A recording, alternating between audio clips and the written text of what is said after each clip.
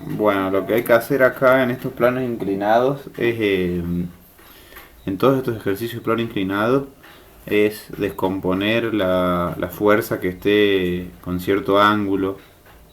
En este caso aquí, este cuerpo se va a llamar peso 2, esta flecha que va a tener acá, porque hay dos cuerpos, uno se llama P1, el otro peso se llama peso 2.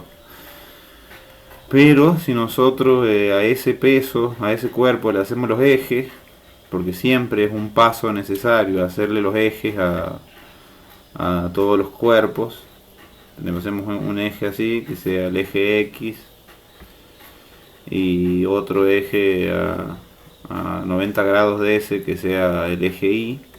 Esto siempre lo vamos a hacer al principio. Ahí está, una forma aproximada. Estos ejes, ahí vemos que el vector queda un poquito cruzado.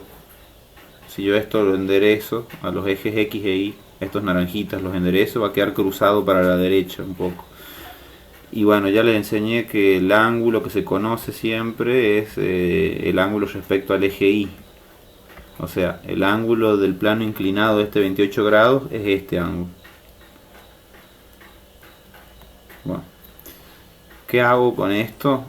Tengo que hacer el triángulo que hacen ustedes al costadito, que hacen los ejes, este es el peso, y se forma acá un triangulito. Ahí está, se forma un triangulito, todo esto es el triangulito, y ustedes tienen que averiguar las partes del triangulito. Ya tienen alguna parte, ya conocen la hipotenusa, este palito cruzado siempre se llama hipotenusa, que era el peso 2. Porque yo a los ejes estos los enderecé aquí y bueno, quedó así, y este es el peso 2, el ángulo, el vector que tiene un ángulo de 28 grados.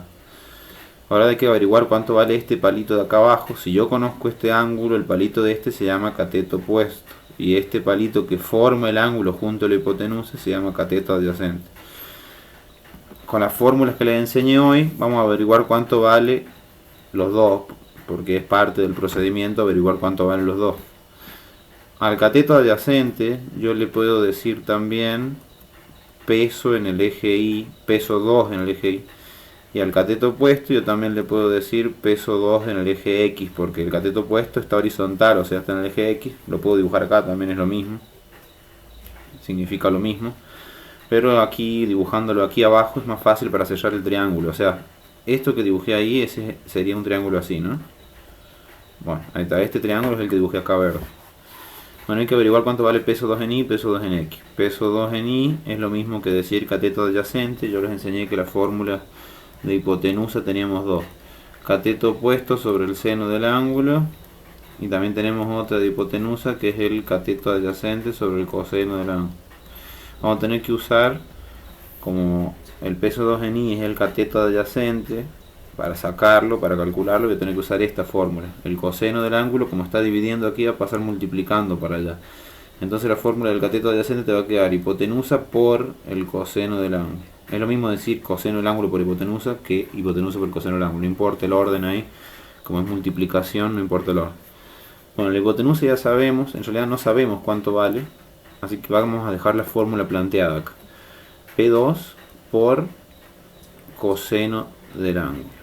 Y para P2 en X, o sea, para este palito de acá, P2X, o sea, este mismo de acá abajo, que P2X es el cateto opuesto, la fórmula que les enseñé queda, el seno pasa para allá multiplicando, entonces la fórmula de P2 en X, que ese es el cateto más importante de los dos, es peso 2 por el seno del ángulo.